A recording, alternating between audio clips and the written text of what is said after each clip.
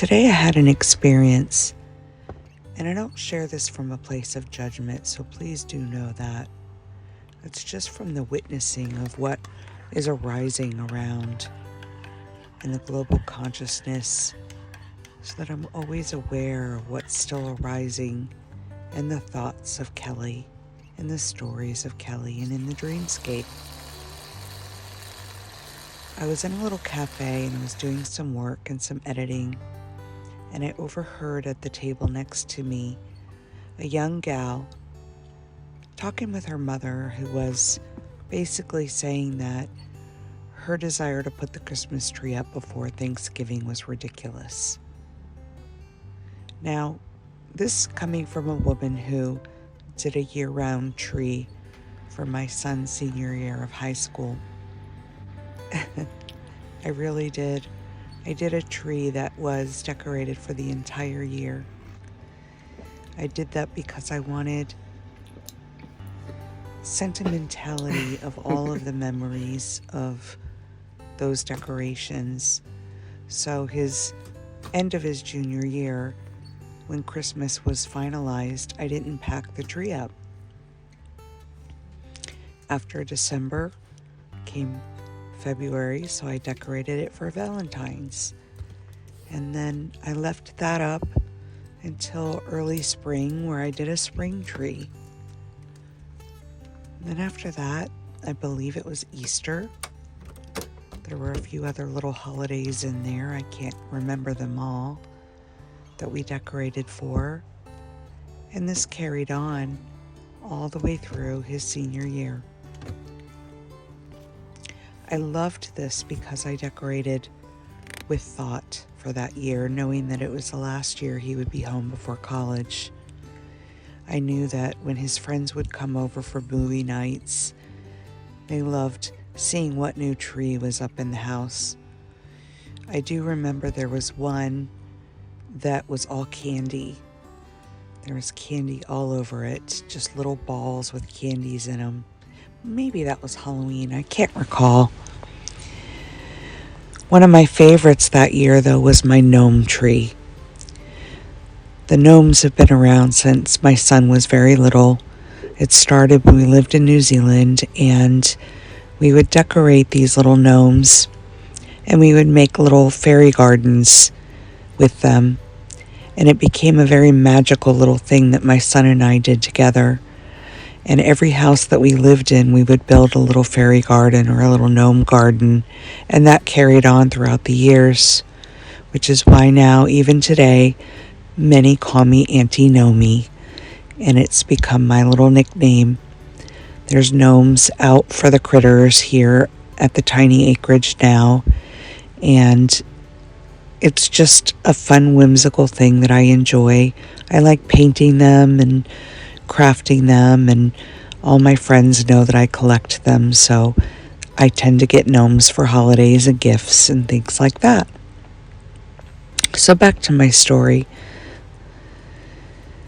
I was overhearing in the cafe, "You shouldn't have your Christmas tree up before Thanksgiving," and the daughter was very upset. There was another friend at the table, and next thing I know, the whole cafe's in on the discussion. Why it's right or wrong to have the tree up before Thanksgiving. What the meaning of Christmas is. It then went down into people have lost touch with what the meaning of Christmas is. And then it went down into how it got there, I don't know, a political debate. And within a few minutes, we went from talking about Christmas trees to, gosh, I was hearing every word you could think of describing politics, snowflakes, Trumpers. I heard it all. I took no side in any of it, which was really interesting and fun to notice.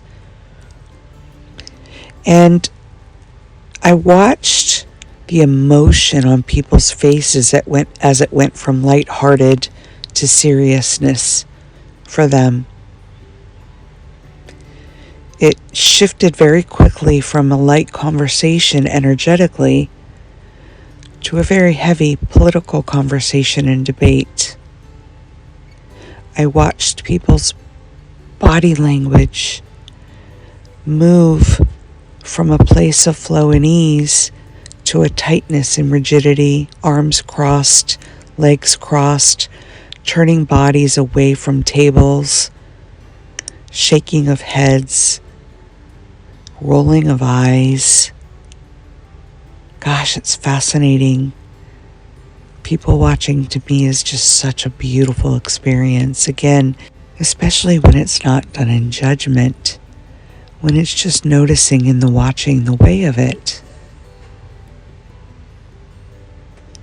You see, we take the plot of the play on and we commit to our actress very seriously until we don't. It seems at some point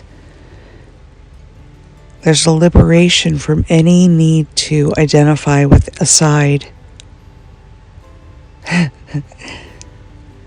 Both are acting accordingly in duality.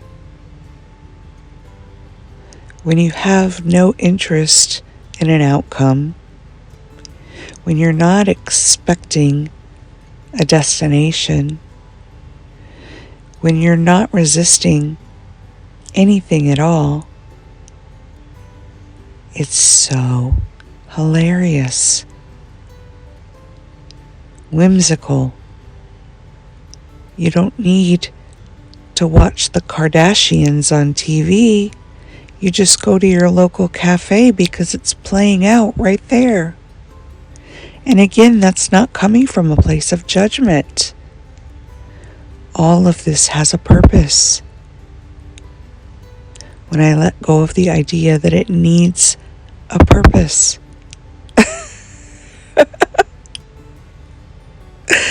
It's so hilarious.